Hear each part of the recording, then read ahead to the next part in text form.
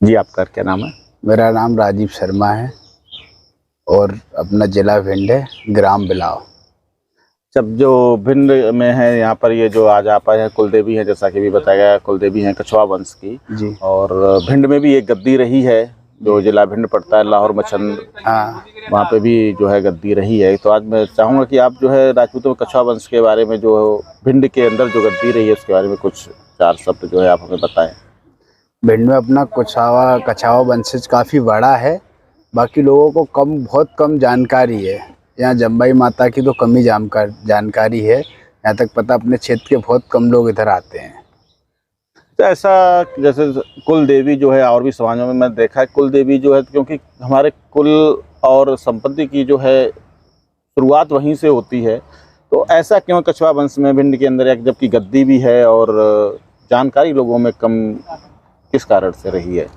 देखिए, पूर्वजों ने ध्यान नहीं दिया इस चीज़ पे, या बताया नहीं है, जानकारी लोगों को इसलिए नहीं है। ये घरों पे कम पूजा होती है, इस कारण बहुत सारा कम जानकारी है। कहीं ना कहीं यही कारण तो, ये लोगों को जानकारी नहीं है, पूजा कम होती है लोगों को यहाँ। जब जानकारी नहीं तो पूजा होगी नहीं। जो मंदिर की जो व्यवस्था यहाँ पर है, कि आज तक जो 10-20 साल पर पुराने, आज जो नए मंदिर अभी आप देखें तो एकदम से विकास कर गए हैं। और जो कि कुलदेवी का मंदिर होते हुए आज जो है अभी उसी स्थिति में है, जो पहले 20-30 साल पहले था, आज भी उसी स्थिति में है। यहाँ पे क्या थोड़ा प्रशासन भी वो है, ध्यान नहीं दे रहा है। यहाँ पर बिल्कुल भी प्रशासन कोई ध्यान नहीं दे रहा। सड़क काफ़ी समय पहले भी हम आते रहते, 2-4 महीने में आते ही रहते हैं। यहाँ पे जो सड़क थी 5-7 साल पहले से सेम वैसी की वैसी है। अच्छा, मतलब जो सड़क है यहाँ का, मतलब वही सड़क और मंदिर, वो जब कोई ध्यान ही नहीं दे रहा है तो रहे, वो सारी व्यवस्थाएं वैसी की वैसी ही हैं। तो क्या आप चैनल के माध्यम से कहना चाहेंगे राजपूत समाज को, कछवा वंश को, कि वो अपनी कुल देवी की तरफ किस तरह से ध्यान दें? मैं यही कहना चाहूँगा सभी से कि अपने कुल देवी पे ध्यान दिया जाए थोड़ा सा। और जो मोदी जी ने अभियान चलाया स्वच्छ भारत का, उसको देखते हुए थोड़ा यहाँ पे भी देखा जाए, थोड़ा स्वच्छता का ध्यान रखा जाए। और सभी राजपूतों को इस चीज़ में सोचना चाहिए, कछावा वंशज को, कि अपनी कुल देवी पे ऐसी असुविधाएं क्यों हो रही हैं। सबको एकजुट होकर कुछ काम करना चाहिए। बिल्कुल, बहुत बहुत आपका शुक्रिया। जो है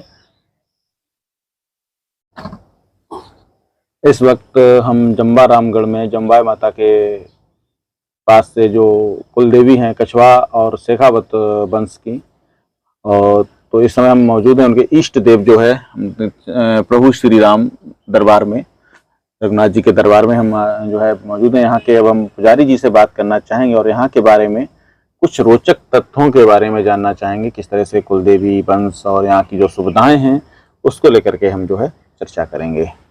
पुजारी, आपका नाम?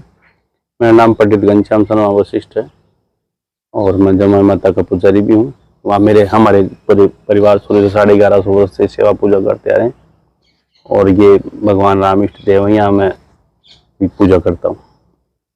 पंडित, जो यहाँ पर जो पूजा, जैसे कुल देवी हैं, अभी मैं भी आया हुआ हूँ, सुबह से देख रहा हूँ कि इसके आसपास में होटलों की जो सुविधाएं हैं, या रहने या खाने की जो सुविधा है, वो किसी भी प्रकार से यहाँ पर नहीं है। इसका क्या कारण है? मुख्य कारण?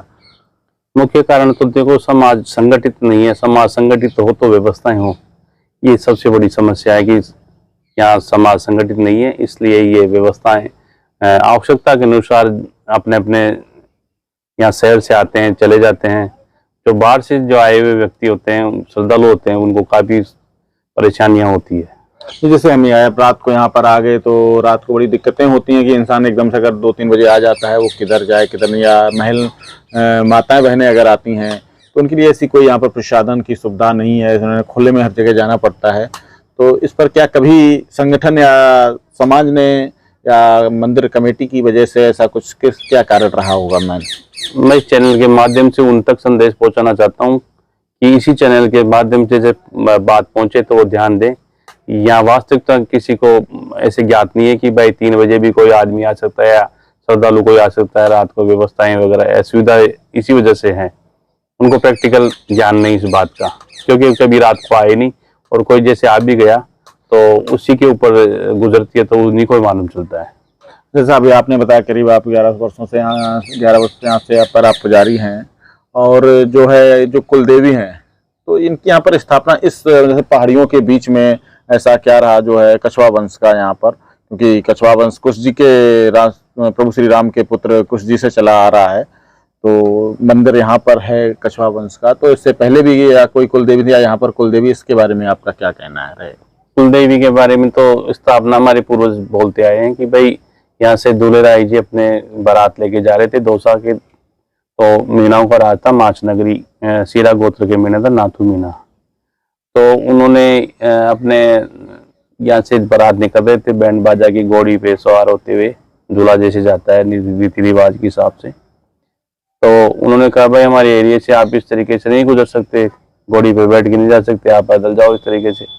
तो क्षत्रिय होने के नाते उन्होंने कहा भाई हम तो जो हमारे रीति रिवाज जो है उसी तरीके से जाएंगे। तो उन्होंने कहा भाई युद्ध लड़ो। तो युद्ध लड़ने की चर्चा की, तो भाई युद्ध तो हम वापस आके अभी कंवारी है रानी साहिबा, वहाँ जो भी दुल्हन थी उसको हम ब्याह लाएं, आपसे आके युद्ध लड़ेंगे। तो उन्होंने वादे के मुताबिक उन्होंने अपनी पूरी सेना पर व्यवस्था कर ली।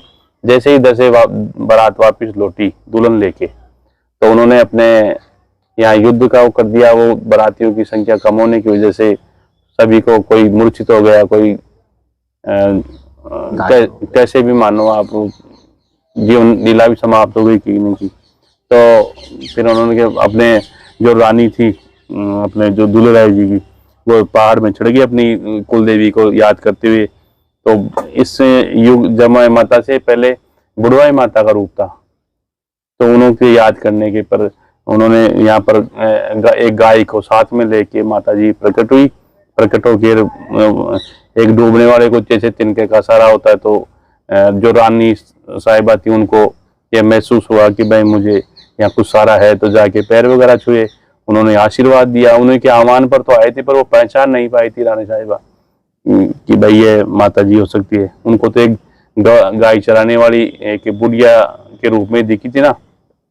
तो उन्होंने जाके पैर छुए, उन्होंने आशीर्वाद दिया पूर्ण रूप से आशीर्वाद देने के माता जी। तो उन्होंने ऐसा आशीर्वाद दिया भाई आपके पुत्र हो या आपका वंश चले, दूधो ना हो पूतो फलो, इस तरीके से। तो मातेश्वरी ने कहा कि भाई मातेश्वरी हम तो क्षत्रिय हैं और इस जो आशीर्वाद दिया है वो तो हमारा हो ही नहीं सकता, क्योंकि हमारे तो पति वहाँ पर मरे पड़े हैं, मूर्छित अवस्था में हैं। तो उन्होंने अपने माता जी को, जो गाय साथ थी, तो एक वट वृक्ष है, उसके एक पत्ता तोड़ के उसमें दूध लिया।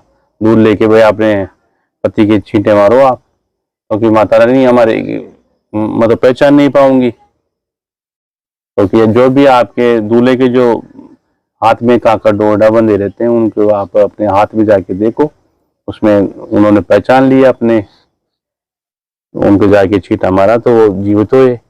बताया कि भाई कैसे हुआ ये काम, तो कि वहाँ साहब एक माता जी हैं, उस तरीके से उन्होंने बताया। वो जाके हाथ जोड़ प्रणाम किया।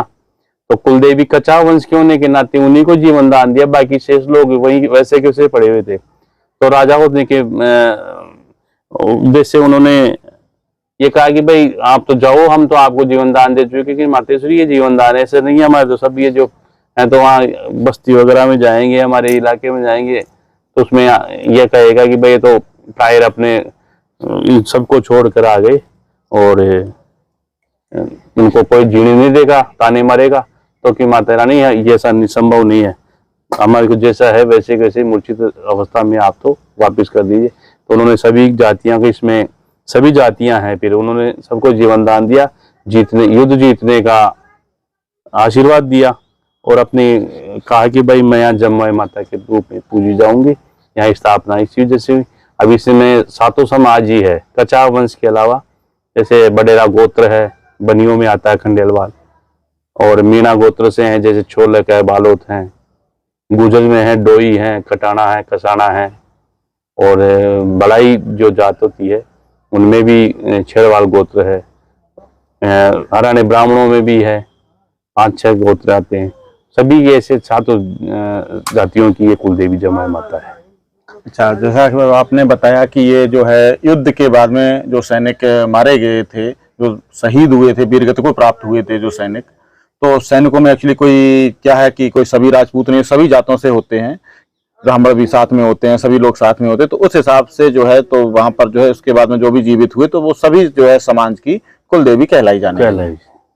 अच्छा, जो ये जो कुलदेवी जो स्थापना जो मंदिर का है, ये वही प्राचीन मंदिर है जो दूल्हे राजा के द्वारा कराया गया, या इसको आगे पीछे करके कहीं पे बनाया ये गया है? दुले राय जी के समय में के बराबर में ही है, जो अभी आपको खंडर रूप में दिखेगा।